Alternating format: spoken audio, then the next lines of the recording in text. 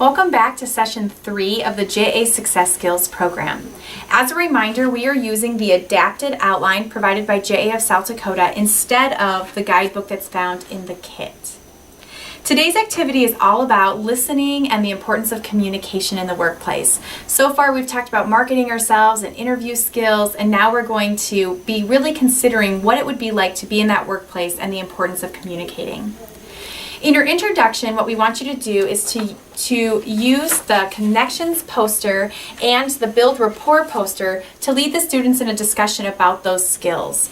You'll find on page 17 some additional skills for the day of speaking so others can understand, as well as listening actively, because it's not just communicating, but it's also listening that's important.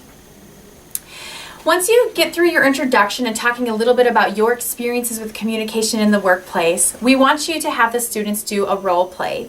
So what you're going to do is ask students who feel comfortable working with one another, as well as feel comfortable of doing kind of an impromptu skit, to come up in partners. So we need 6 total people for 3 different role play situations.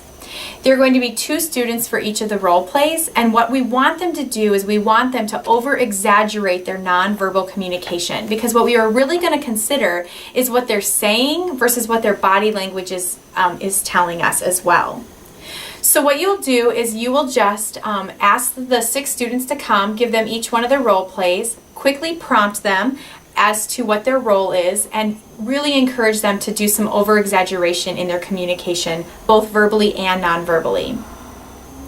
Then just give them a few seconds to prepare, so it's definitely an impromptu, and then have the first group come up and do their role play.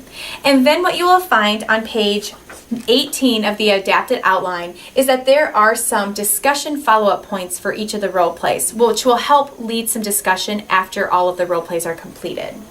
Then you can follow on to role play number 2 with some additional discussion, and then role play number 3. Please note, if you would prefer not to use the role plays provided in the book, if you have some situations that you have actually encountered in the workplace, feel free to use those as well in place of these, because again, whenever you can make those personal connections, it makes such a huge difference to the students. You could also ask them to provide any examples that they have from their experiences as to how communication has played out in their lives.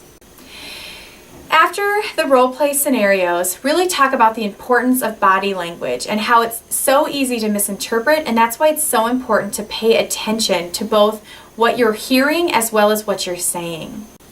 And then with the summary and review, be sure to remind the students of the importance of building rapport and how all of these elements come together to ultimately build that rapport with others. Enjoy session 3!